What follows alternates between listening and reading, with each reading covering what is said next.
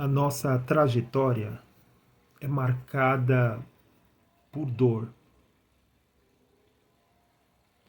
Talvez você não vai entender porque não dói em você. Hoje eu falo numa condição de quem defende a vida. Hoje eu falo numa condição de quem defende e é a favor aos direitos humanos. Hoje eu falo numa condição de que de verdade toda a vida importa.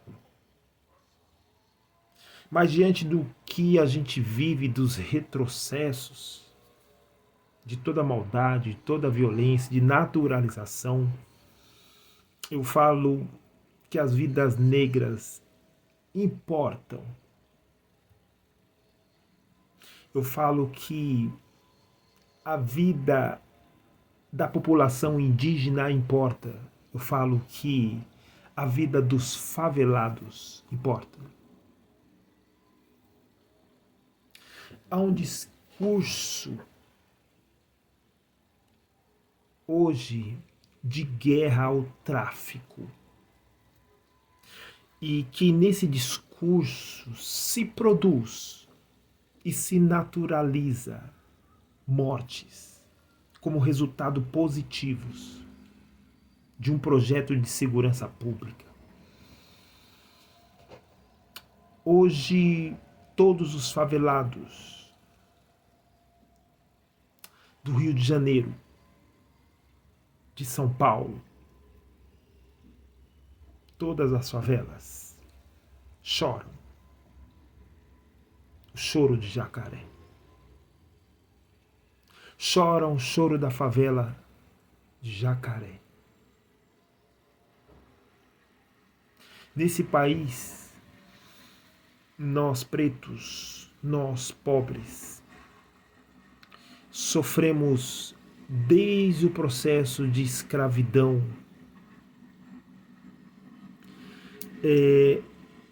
Ocorreu uma falsa liberdade da abolição, 1888. E nessa falsa liberdade, alguns reiteram o discurso da democracia racial, sendo que, na verdade, nós somos jogados para os morros, para os buracos.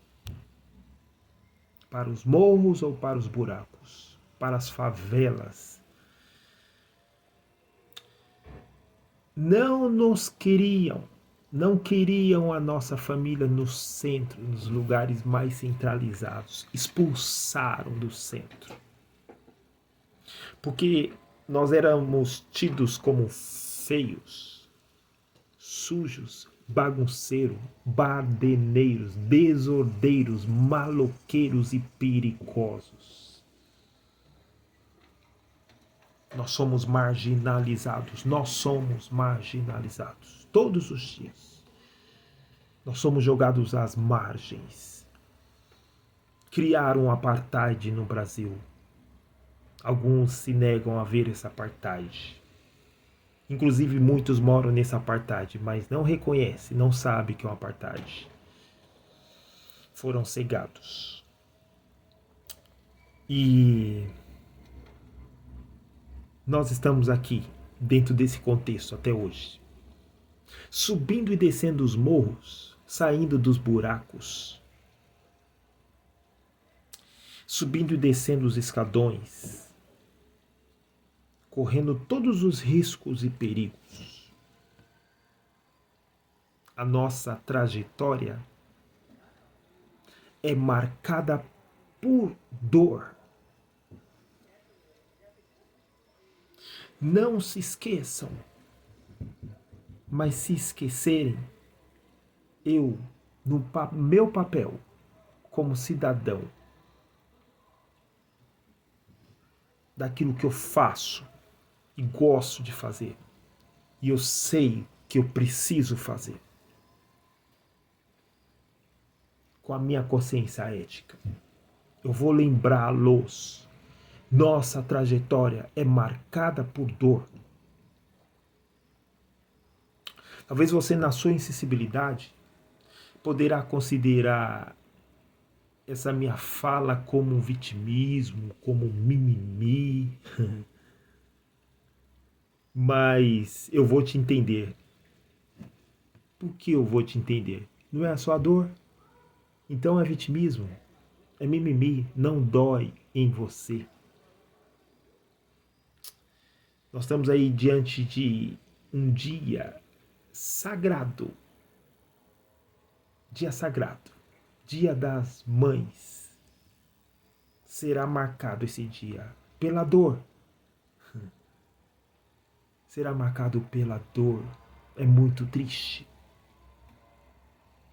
Será marcado pela dor na favela do Jacarezinho.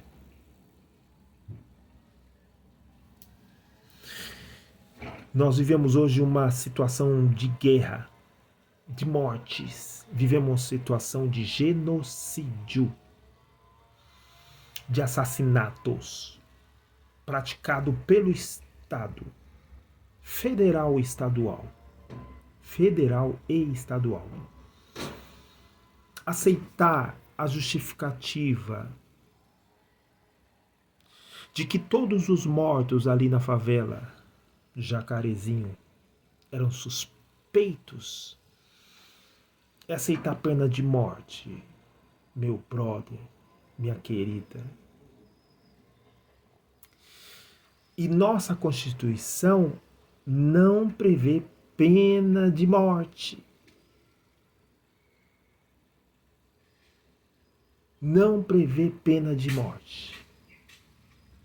E é obrigação dos agentes da lei, assim como de todos nós, respeitarem a Constituição. Essa Constituição que muitos querem rasgar, que detesta.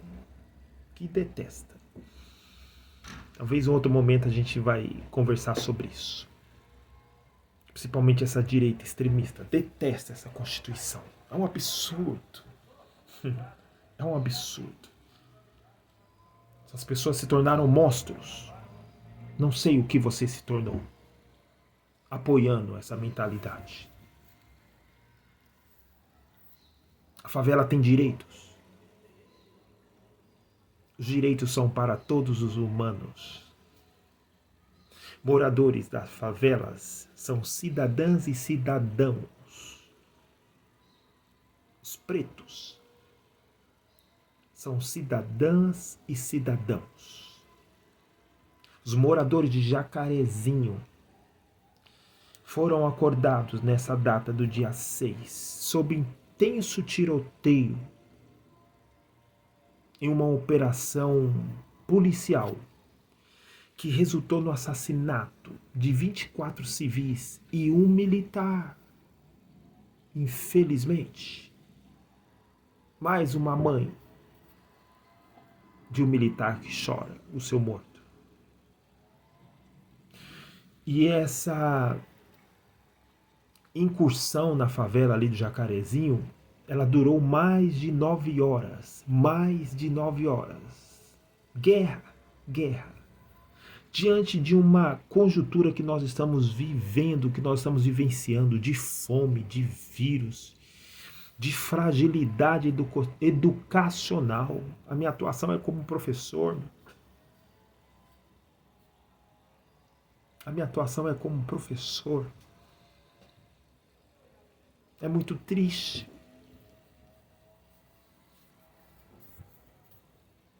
Eu dou aula para alunos.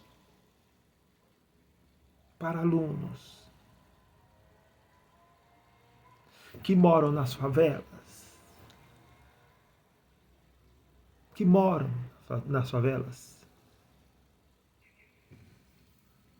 Nós estamos diante de uma fragilidade educacional. E essa fragilidade é principalmente para as crianças das favelas e das nossas periferias. Em meio às políticas públicas desmontadas, em meio às políticas públicas desmontadas, deficientes, políticas públicas deficientes que não atendem essa maioria. E até mesmo políticas públicas que são inexistentes, não existem. A forma que o Estado encontra de proteger, entre aspas, crianças e adolescentes aliciadas pelo tráfico. Deixa eu falar um negócio para vocês. Eu dou aula para alunos aliciados pelo tráfico. Converso com eles, dialogo com eles, abraço eles.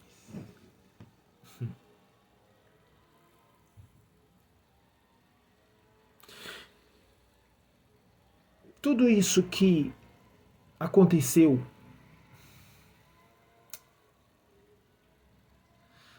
resultou em mortes.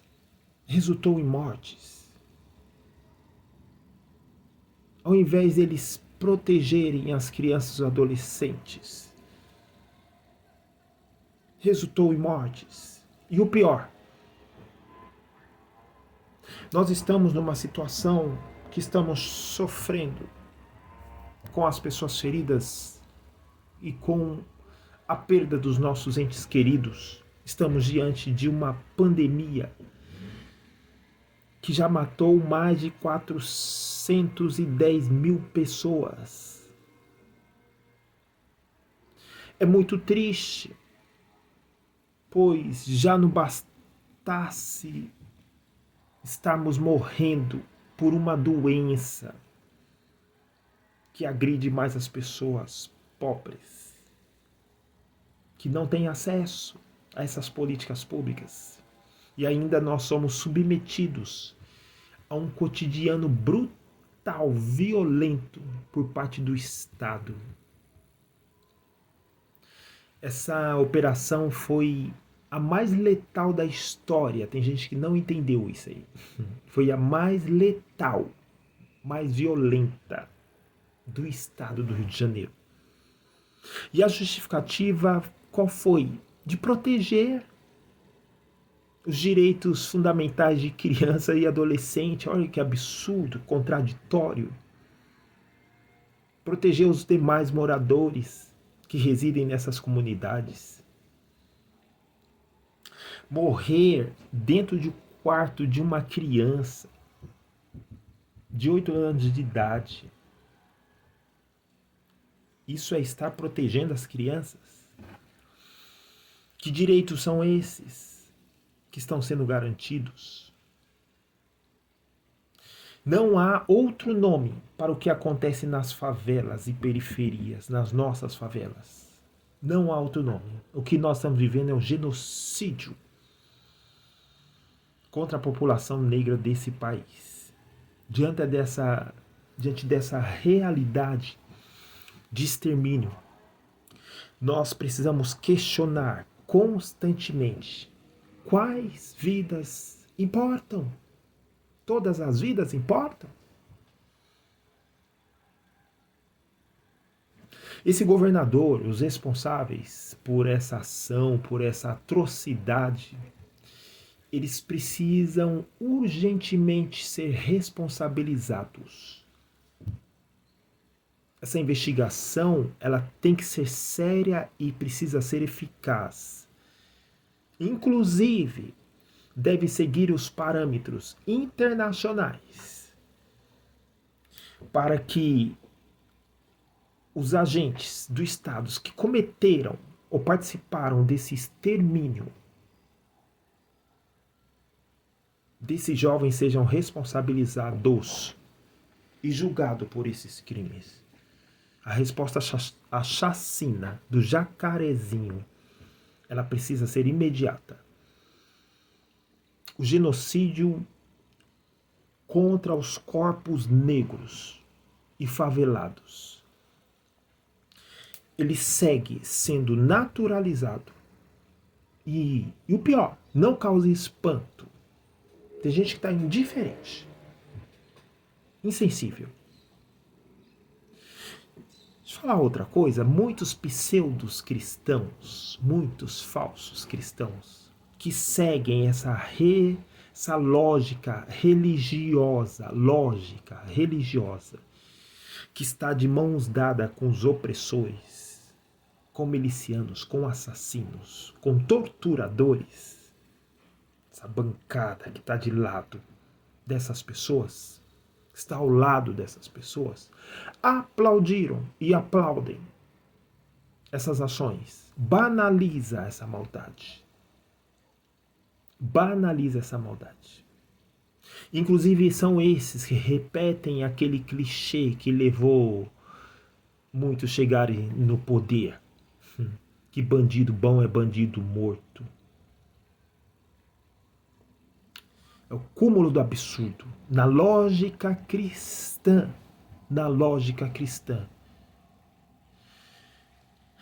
Existe a lógica do amor. Havia uma concepção em outros tempos de que o bandido poderia ser resgatado pelo poder do evangelho.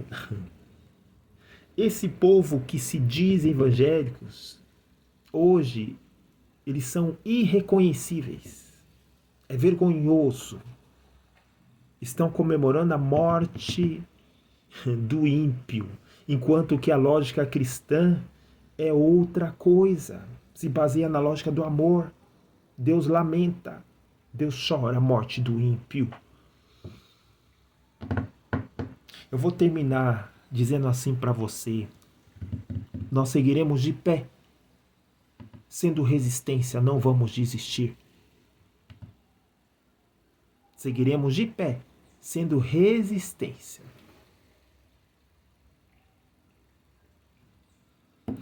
E a possibilidade